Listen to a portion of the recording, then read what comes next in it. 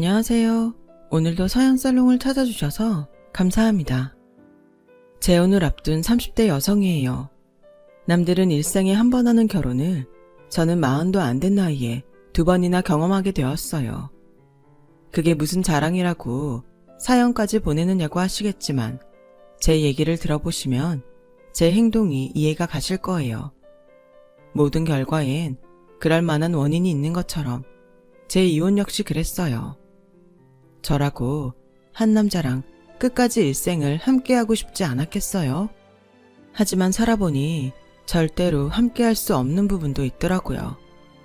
제 사정을 잘 모르는 주변 분들은 제가 이혼했다는 소리를 들으시곤 남편이 외도를 한 것도 아니고 돈을 못 벌어오는 것도 아닌데 이혼은 무슨 이혼이니? 다 네가 참을성이 없어서 그래. 무조건 저를 탓하기도 하는데요. 이런 반응들 때문에 억울해서 한동안 밥도 잘 못 먹고 잠도 제대로 못 잘 정도였어요. 그렇다고 주변 사람들을 모아놓고 내 결혼 생활과 이혼에 이른 이유를 공개적으로 밝힐 수도 없는 노릇이고 가슴만 답답하더라고요. 그래서 이참에 대놓고 알린 후에 억울했던 모든 걸 털어내자 싶어 사연을 보내봅니다. 결혼 이전까지 제 인생은 이렇다 할 부침 없이 평범했어요. 중산층 가정에서 태어나 부족함 없이 살아왔고 장녀라서 동생들보다 많은 혜택을 누리고 자라기도 했죠. 딱 하나 남보다 못한 게 있다면 그건 수학 점수였어요. 아무리 노력을 해도 수학 점수는 좀처럼 오르지 않았거든요. 동계산을 할 때도 남보다 느리고 그나마도 종종 틀리곤 했어요. 상황이 이러니 일찌감치 제 진로는 문과로 정해진 셈이었죠. 오죽하면 고3 때 저희 엄마가 수능 시험을 앞둔 제게 그랬겠어요. 수학 문제를 꼭 풀어야 하는 건 아니야. 찍는 방법도 있잖아. 풀어서 빵점 받는 것보다 찍어서 15점 받으면 그게 이득 아니겠어? 어떻게든 대학은 가야지. 시험을 앞둔 딸한테 수학 문제를 풀지 말고 찍으라고 말하는 엄마 심정이 오죽했겠어요.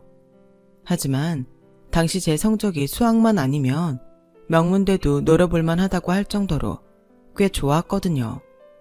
모의고사 때 수학 문제도 열심히 풀어도 빵점이 나오길래 한 번은 에라 모르겠다는 심정으로 찍었더니 글쎄 15점이 나오더라고요. 푸는 것보다 찍는 게 나았던 거죠.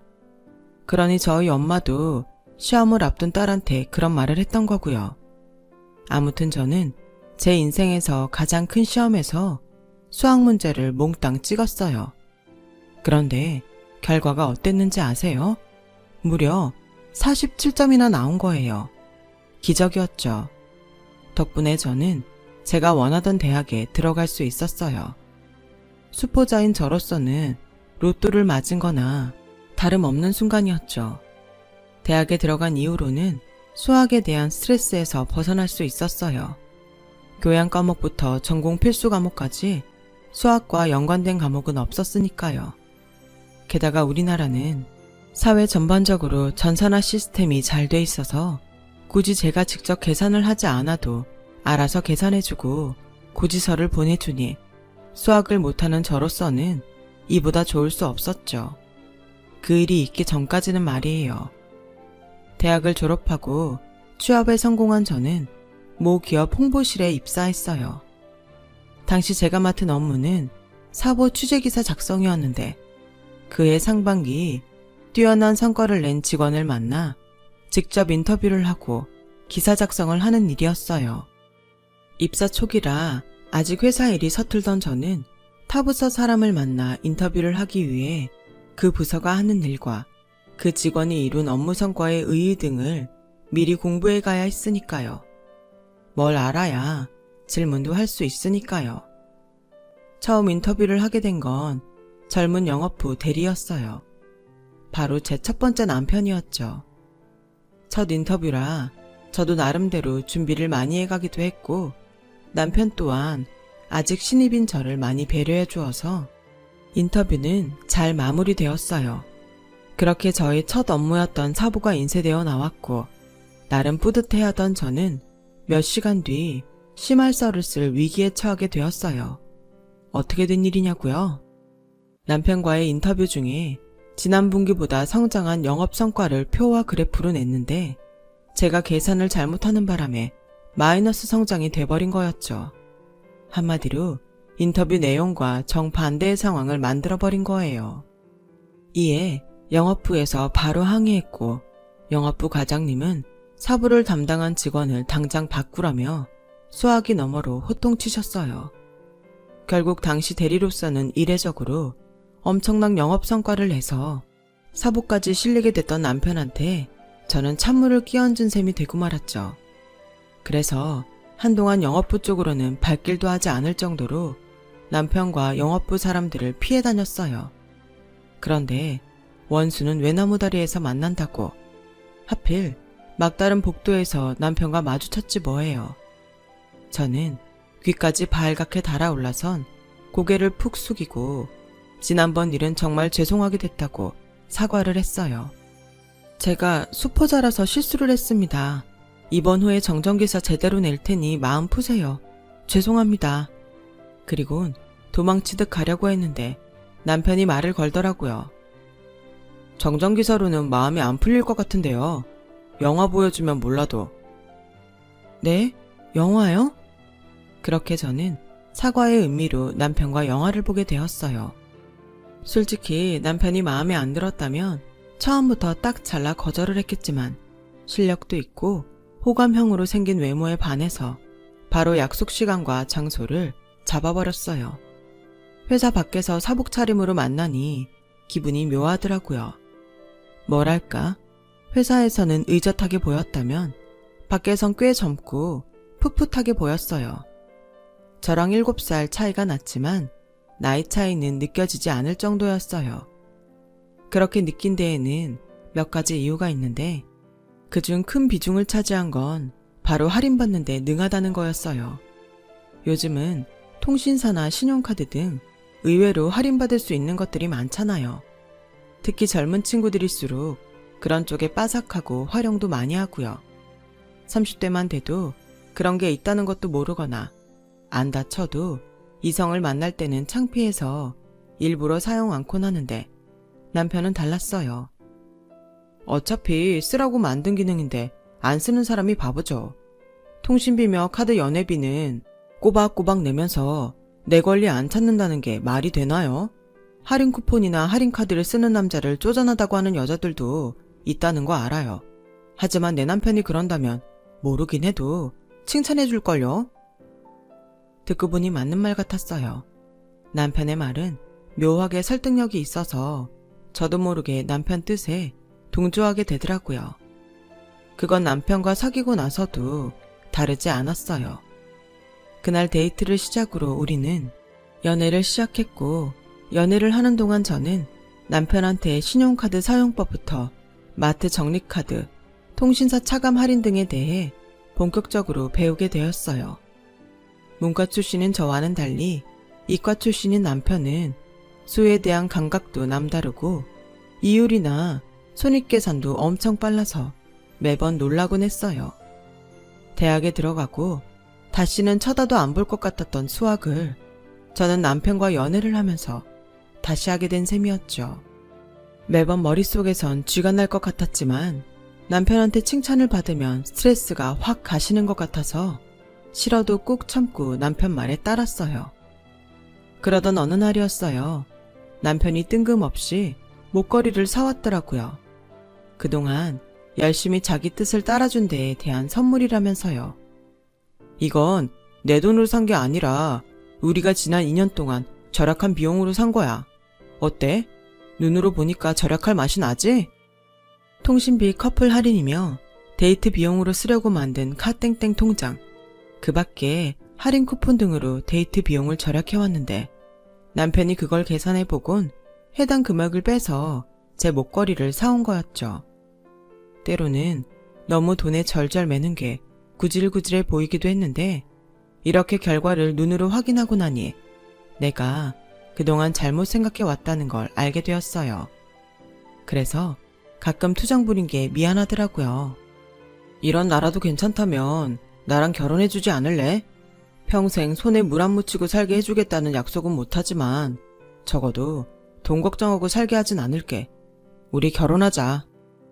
제 눈을 바라보며 진지하게 말하는 남편의 모습에 왠지 믿음이 갔어요. 그래서 생각할 것도 없이 바로 좋다고 말했죠. 그렇게 결혼을 하기로 결정한 우리는 결혼 전에 앞으로의 상황에 대해 많은 대화를 나누었어요. 남편은 우리 대화를 그날 문서로 정리해서 결혼 10계명을 만들었어요. 그중 하나가 가계부를 쓰는 거였어요. 가계부? 난 지금껏 용돈 기입장도 안 써봤는데 솔직히 자신 없어. 어려울 거 없어. 지출한 거 그대로 적기만 하면 되는데 뭐가 문제야? 내가 옆에서 도와줄 테니까 걱정 마. 아, 그리고 돈 관리는 아무래도 자기보다는 내가 하는 게 나을 것 같은데 자기 생각은 어때? 물론 내가 계속 하겠다는 건 아니고 자기가 어느 정도 돈 관리에 익숙해지면 그땐 자기한테 다 맡길게. 그땐 남편의 꿍꿍이를 몰랐던지라 저는 그러겠다고 해버렸어요. 이후의 결과를 생각지도 않은 채요. 당시 남편은 30을 훌쩍 넘긴 나이라 시댁에서는 결혼을 서두르길 원했고 저 역시 20대 후반이라 저희 집도 기왕 할 거라면 시간 끌 거 없이 하기를 바라는 눈치였죠. 그런데 결혼을 앞두고 저희 엄마가 유방암 진단을 받으신 거예요. 다행히 초기라서 수술 없이 치료제를 통한 통근 치료를 하게 됐지만 남편은 이런 상황에 걱정이 됐던 모양이에요. 다름 아닌 돈 문제 때문이었죠. 이런 말 한다고 서운하게 생각하지 않았으면 좋겠어. 이건 어디까지나 결혼 후 우리 두 사람을 위한 거니까 말이야. 남편은 일단 결혼을 하면 우리는 독립된 가정을 꾸리는 거니까 각자 집안 문제에 금전 지출을 하는 건 지양하자고 하더군요. 물론 자식된 도리로 모른 척하기 힘들지만 매번 시댁 혹은 친정에 일이 생길 때마다 돈을 대게 되면 나중엔 그 문제로 부부 사이에 벽이 생길 수도 있고 실제로 금전적 타격을 입을 수도 있기 때문이라면서요. 남편 말이 틀린 건 아니었지만 엄마가 암 진단을 받자마자 이런 소리를 하니까 솔직히 기분은 나빴어요. 그래서 나도 모르게 뾰로통한 표정을 짓고 말았죠. 장모님 일도 있는데 이런 말에서 자기가 서운해할 거란 건 알아. 하지만 앞으로 시작할 우리 가정도 생각을 해야지. 안 그래? 우리가 안정된 후에 도와드리자는 거니까 너무 기분 나쁘게만 생각하지 말아줬으면 해. 서운한 마음에 결혼한 친구들한테 이 얘기를 했더니 오히려 긍정적인 반응이 쏟아지더라고요. 뭐가 문제니? 너희 집만 안 돕겠다는 것도 아니고 자기 집에도 돈 안 갖다 주겠다는데 문제될 거 없잖아. 솔직히 결혼하고 친정에 들어가는 돈이 많겠니? 시댁에 들어가는 돈이 많겠니? 우리 남편이 그런 얘기를 했다면 기특해서 뽀뽀라도 해주겠다. 니네 신랑 제법이다. 친구 말을 듣고 보니 남편 말이 틀린 게 아닌 것 같았어요. 그래서 남편을 만나 알겠다고 했죠. 이런저런 사소한 일들이 있고 나서야 우리는 결혼식을 올릴 수 있었어요. 애초에 결혼 자금을 남편과 반반 부담해서 만들었기 때문에 집도 혼수도 공동 부담으로 준비했어요. 지출되는 하나하나가 공동자금으로 나가는 거라서 예단이며 폐물 등 딱히 필요하지 않은 것들을 생략하고 꼭 필요한 것만 준비해 식을 올렸어요. 그 덕분에 남들은 혼수며 예단비 문제로 결혼 전부터 싸운다고 하던데 저희는 그런 잡음 하나 없이 결혼을 할 수 있었어요.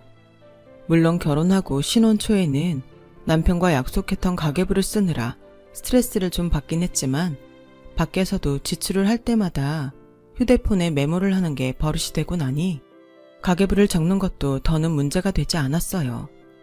같은 회사에 다니고 있어서 매달 월급 나오는 날도 같고 성과급여나 보너스 지급일도 서로 알고 있어서 서로 감출 게 없다는 장점도 있었어요. 남편은 매달 들어오는 월급을 청약과 적금, 보험, 비상시 운영할 수 있는 자금 통장과 생활비 통장 등에 나눠 넣었어요. 제가 관리하는 건 우리 부부 생활비 통장이었죠.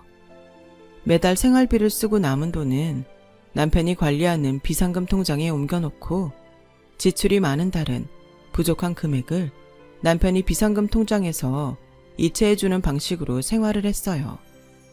통장을 보면 우리 부부가 사용하는 자금의 흐름을 쉽게 알아볼 수 있을 정도로 정리가 잘 되었어요. 만약 제가 혼자 월급 관리를 했다면 절대 불가능한 결과였죠. 그래서 이런 방식에 불만 없이 생활을 하게 되었는데 결혼 후 3년이 지난 해부터 조금 삐걱이기 시작했어요. 제 여동생이 결혼을 하게 됐는데 축의금 문제로 남편과 말다툼을 하게 되었거든요. 제가 냉장고 하나 해주면 어떻겠냐고 말했더니 버럭 소리를 치지 뭐해요. 냉장고가 얼만데 그걸 해준대. 못해도 돈백 이상 깨질 텐데 우리가 그럴 형편이 돼? 그렇다고 우리가 어렵게 사는 것도 아니잖아. 그리고 내 동생만 해주겠다는 거 아니야. 나중에 당신 여동생 결혼할 때도 그 정도 해주면 되잖아. 형제간에 축의금으로 줘도 100만 원은 주는 게 시세라고. 그런 건 허세 부리는 인간들이나 그러는 거고 난 그렇게는 절대 못해. 30만 원 이상은 안 되니까 그렇게 알아. 우리 결혼할 땐 동생들한테 한 푼도 못 받았는데 왜 우리가 줘야 돼? 결혼은 지들이 알아서 하는 거야. 암튼 내 마음은 안 바뀌니까 더는 축의금 얘기 꺼내지 마. 남편의 완강한 태도에 결국 저는 동생 결혼식에 30만 원밖에 못했어요. 동생은 괜찮다고 자기 결혼 때문에 형부랑 싸우지 말라고 오히려 걱정을 하더군요. 하지만 그 말에도 불구하고 저는 언니로서 동생 보기 미안해서 결혼식 내내 얼굴을 들 수 없었어요. 이런 저와는 달리 남편은 축의금으로 30만 원이나 냈는데 점심은 제대로 먹어야 하지 않겠냐며 그 누구보다 열심히 접시를 바꿔가며 뷔페를 즐겼어요. 그 모습이 어찌나 얄밉던지 속으로 네 동생 결혼할 때 두고 보자 이를 박박 갈았어요. 그리고 이듬해 시누이가 결혼식을 올리게 되었지 뭐예요. 지난번 제 동생 결혼식 문제도 그렇고 남편한테 야속한 마음이 있던 저는 시누이 축의금으로 남편이 얼마를 내자고 할지 두 눈 뜨고 지켜봤어요. 그런데 처제 결혼식 때처럼 이번에도 30만 원 낼 생각이야. 당신도 괜찮지? 뭐 그렇게 해. 근데 당신 정말 괜찮겠어? 여동생 결혼에 그것만 해도? 남편은 다 형편대로 하는 거라며 봉투에 5만 원권 6장을 담았어요. 그렇게 시누이 결혼식 날이 되었고 남편과 저는 준비해간 봉투를 내곤 식장으로 들어갔어요. 남편과 집안 어른들께 인사를 하고 자리에 앉으려다가 시누이 얼굴은 보고 와야겠다 싶어 신부 대기실로 향했어요. 그런데 그곳에서 기막힌 얘기를 들었지 뭐예요. 어머, 그럼 너네 오빠가 너희 신혼집 해준 거야? 전세로? 대박이다. 안 그래도 너희 시댁이 가난해서 신혼집도 못 구했다고 한 걱정을 하더니 니네 오빠 정말 장난 아니다. 얘네 오빠가 아니라 얘 올케 언니가 착한 거지. 누가 시누이 신혼집 구하는데 적금까지 깨서주냐? 나 같으면 절대 안 해줘. 야, 너 니네 올케한테 잘해. 세상에 그런 사람이 어딨니? 자기 여동생도 아니고 시누이한테. 모르는 소리 마라. 우리 올케가 그걸 알면 가만히 있겠니? 우리 오빠네 돈 관리는 오빠가 하거든. 우리 올케가 수포자라 돈 계산도 제대로 못하잖냐. 오빠가 언니 몰래 해준 거라서 집에선 입도 뻥끗하면 안 돼. 올케가 알아봐라. 가만히 있겠니? 이게 다 자업자득 아니겠니? 올케가 똑똑했어 봐. 자기 월급 통장을 우리 오빠한테 맡겼겠니? 멍청한 자기를 탓해야지. 누굴 탓하겠어? 나야. 중간에서 꿀만 빨면 되는 거고. 순간 피가 거꾸로 솟는 것 같았어요. 그래서 식장으로 들어가 남편을 끌고 밖으로 나왔어요. 당신 적금 깨서 당신 동생 신혼집 해줬다는 게 사실이야? 말해봐. 내 월급 모은 걸로 네 동생 전셋집 해줬냐고. 그러자 남편이 주변 눈치를 보며 소리 죽여 말했어요. 그게 어떻게 네 월급이야. 우리 부부 공동자금이지.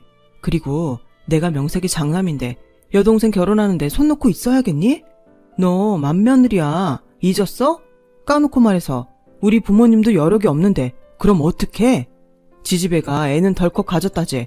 남편 놈은 변변한 직장도 없다니 오빠인 나라도 해줘야 될 거 아냐. 누군 좋아서 해줬겠니? 막말로 니네 집에야 먹고 살만하니까 장인 장모님이 해주시면 되지만 우리 집은 형편이 다르잖아. 그런데 어떻게 내가 가만히 있냐고. 그리고 너 출가 외인이야. 결혼했으면 우리 집 사람이라고. 장남이 여동생 결혼하는데 집 좀 해준 게 뭐가 그렇게 잘못이라고 사람을 쥐잡듯 잡아? 너도 그냥 만면일이 할 일 좀 했다고 생각하면 그만이잖아. 별것도 아닌 것 가지고 난리야. 남편은 자기 잘못을 합리화하며 오히려 제 탓을 했어요. 그 모습에 저 사람이 지금까지 알던 내 남편이 맞나 싶을 정도였죠. 이런 인간을 믿고 그동안 발발거리고 살아온 게 너무 분하고 화가 나서 진정이 안 되더라고요. 생각 같아서는 당장 달려들어가 결혼식을 뒤엎어버리고 싶었지만 그랬다간 오히려 모든 잘못을 내가 뒤집어 쓰게 될 것 같아서 일단 참기로 했어요. 하지만 이런 기분으로 신우의 결혼식에 참석할 수는 없겠더라고요. 그래서 최근에 이혼한 친구를 찾아가 변호사 소개를 받았어요. 친구와 함께 변호사 사무실에 찾아가 모든 상황을 전달하고 본격적으로 이혼 소송에 돌입하게 되었죠. 뒤늦게 소장을 받고 제가 이혼 소송을 시작한 사실을 안 남편은 또다시 혓바닥을 굴리며 저를 회유하려고 안간힘을 쓰더군요. 소송 사실이 알려지면 우리 둘 다 창피해서 회사를 어떻게 다니냐며 이혼을 하더라도 원만하게 합의 이혼으로 하자고 했어요. 해약한 적금에서 내 월급이 들어간 금액은 내가 대출을 받아서라도 꼭 갚을 테니까 제발 소송은 말자. 소송으로 가면 너도 나도 변호사 비용 나가게 되는데 뭐하러 생돈 날리니? 변호사들은 소송하라고 하겠지. 지들도 먹고 살아야 하니까. 근데 소송으로 가봤자 딱히 네가 더 받을 것도 없어. 뭐가 있어야 더 받지. 안 그래? 그러니까 합의이혼으로 가자. 응? 네가 계산력이 떨어지는 건 알지만 돈 쓰고 이혼하는 바보 같은 짓은 제발 안 했으면 한다. 부탁이야. 그 말에 손에 들고 있던 걸레를 남편 입에 쳐넣었어요. 똥 싸고 자빠졌네. 야, 내가 그런 계산도 안 하고 소송하겠다고 나섰겠니? 그러니까 그 주둥이로 이번 소송 막을 생각이랑 일찌감치 접으셔. 변호사랑 상담해보니까 너처럼 네 돈이 내 돈이고 내 돈도 내 돈으로 착각하는 인간들 치고 제대로 된 놈 하나 없더라. 다행인 게 그런 놈들은 하도 구려서 법적으로 처벌할 거리가 많다는 거야. 네가 지금 소송 막으려고 하는 것도 그래서 그런 거 아니니? 부부 사이에 이 정도 일 비일비재해. 남들은 안 그러고 사는 줄 아니? 그럴 때마다 소송하고 싸워대면 이혼 안 하고 사는 사람 몇이나 되겠어. 그러니까 이제 그만하고 화해하자. 우린 이런 일로 깨질 사람 아니잖아. 끝까지 상황 파악 안 되는 남편은 사랑 타령을 하고 나섰어요. 잘난 척은 혼자 다 하더니 너는 화해라는 단어의 뜻도 모르니? 어디서 화해하잔 소리를 짓거려. 화해는 두 사람이 쌍방과실이 있을 때 합의점을 찾는 방식이고 지금 너랑 난 일방적인 네 잘못 때문에 소송을 앞두고 있는 거라고. 뭘 알고나 떠들어. 우리 엄마 암 걸렸을 때 넌 뭘 했니? 결혼을 하면 독립된 가정을 꾸리는 거니까 각자 집안의 금전지출은 안 된다고 했니 안 했니?